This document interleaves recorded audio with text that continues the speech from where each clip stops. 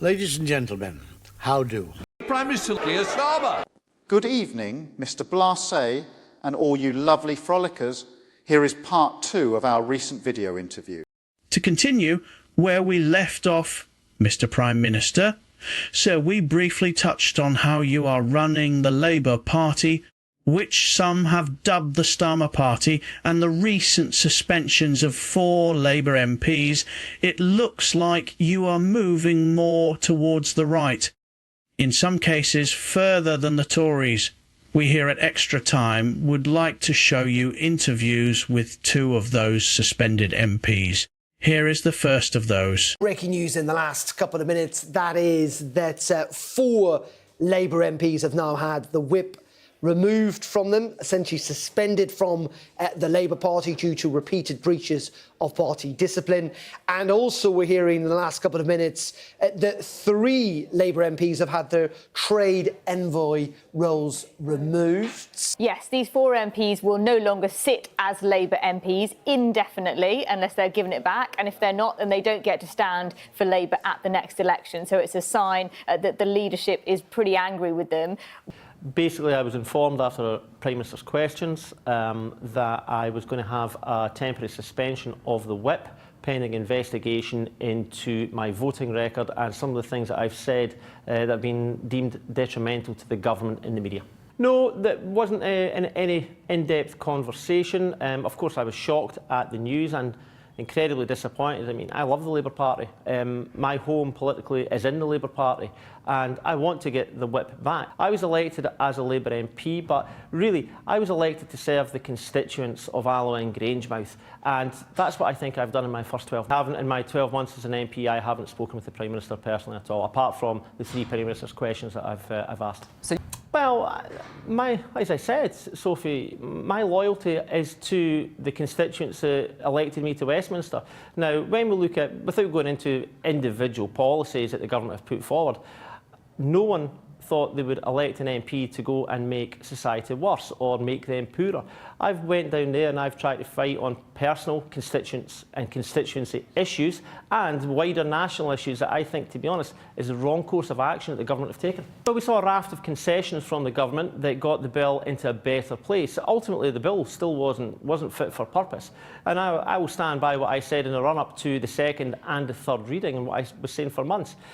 The bill should have been pulled and actually proper consideration with disability charities and organisations and actually come up with a welfare system worthy of the name. I have the utmost respect for Jeremy and Zara. They've been fantastic parliamentarians and, you know, they've been very, very supportive to me as a new MP in my first year. I've got all the respect in the world for them, but as I say, I still think that the Labour Party, with the infrastructure and the people involved and the phenomenal grassroots members that we have, I still think that that is the real vehicle for social change in the country. So you rule out joining it then? I'm a Labour Party member. OK, thank you very much. How do you respond to that, Mr. Prime Minister? Sir, do you think Brian Leishman has made some fair criticism? Is he being too optimistic about Labour? And is he a member of the wrong party? Mr. Blase, the media have portrayed me as being dull and weak.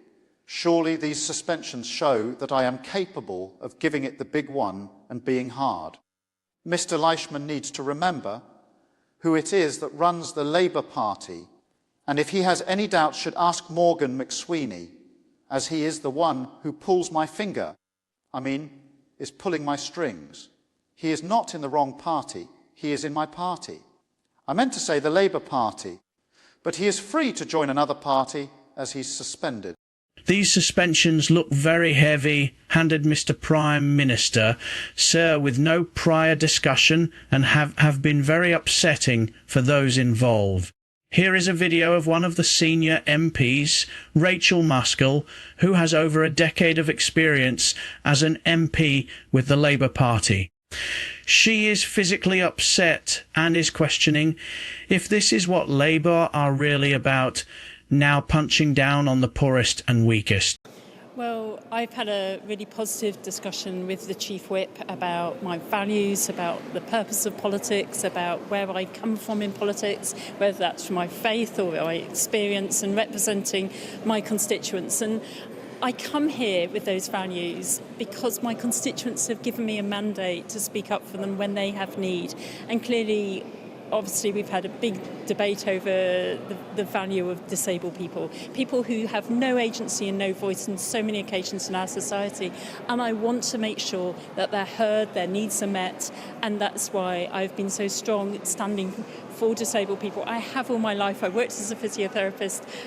They've always been so heavy on my heart. So being able to be elected to this place is a privilege, to be able to ensure that we do the very best for disabled people, and that's really what I wanted to ensure. When the evidence was so strong that people would die as a result of these changes, having money taken away from them, people we know have serious mental health challenges, and we've got to protect those people in our society. I believe that.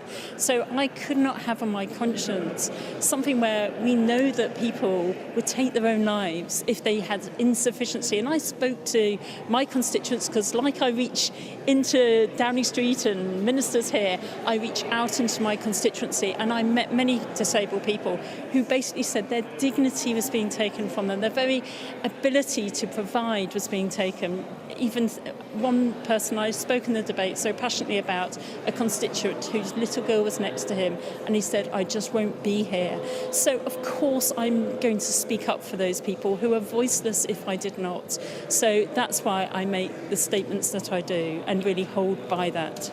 Well, first of all, I don't see myself as a rebel, but somebody that is prepared to fulfil my role here of holding the executive to account and speaking truth to power. And I'm somebody that is a bridge builder in life and really reaches in to a situation. And I hold my hand out to the Prime Minister and hope he takes that and wants to reach back.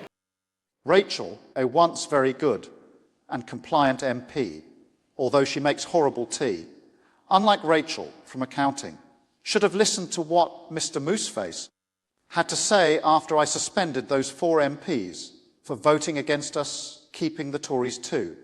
Child benefit cap, or is his name Morehouse?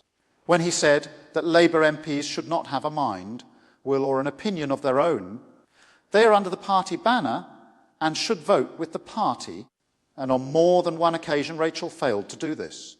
So I suspended her 'cause I'm hard. So don't mess with this son of a toolmaker.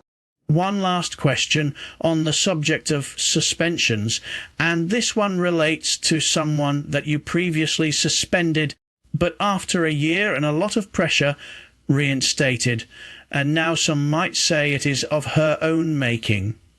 But you've suspended her again, and that's Diane Arbut. Friend of the channel Sir Larry did a little report on some mysterious posters of you that were popping up around Westminster and his suspicion as to who the culprit might be. Well, here we go again, folks. As Keir Starmer does his best to try and outdo Trump for making headlines for all the wrong reasons, Mr. Wrath and Vengeance with an added curry, and a beer Starmer I am in charge, and don't you forget it. Just suspended Diane Arbut again. Yes, again, he had already suspended her for 12 months for a comment that he, the bought and paid for by the Friends of Israel, Stooge had deemed were anti-Semitic. Why did he suspend Diane Arbut this time, you might very well ask? Did she let rip a silent but deadly? In the voting chamber, draw a picture of a cock and balls on one of Keir's posters. No, this time it was because Diane Arbut dared to say that she stands by the very comments that got her suspended for 12 months. And that enraged the dear leader. Well, do not be surprised if there is a sudden rash of Keir posters with a cock and balls on them appearing in and around Westminster. He's a wanker, and it does seem good like it bloody well should. He's a wanker, and he's always pulling his bud. He's a wanker, and it does seem good like it bloody well should. He's a wanker. Even Diane is singing about me being her anchor, although defacing my wonderful pictures, which really does confuse me. Anyway, Mr. Blase, I have to go now. There are beers to drink, curries to eat, and free Arsenal games to watch from a private box. It has been your pleasure to speak with me. Come on, you gooners. Thank goodness that's over with. I will not need any sleeping pills tonight, that's for sure. And he yammered on any longer, the wallpaper would have started peeling off. That's another Friday Frolic Extra Time interview done. Good night, all you lovely frolickers. Massive shout out to the lads over on ALLShorts AI for making my words come to life. Say hello to them. Well, folks, if you enjoyed this video, then not only are you lovely people, but you also have great taste, and you should also subscribe to the Two Davies for news and politics from a very Scottish perspective, and that rantastic Mr. McGuinness. You should also subscribe to Mr. Daily Blase's channel for merriment, mischief, and the Friday Frolics. Cue growling cat.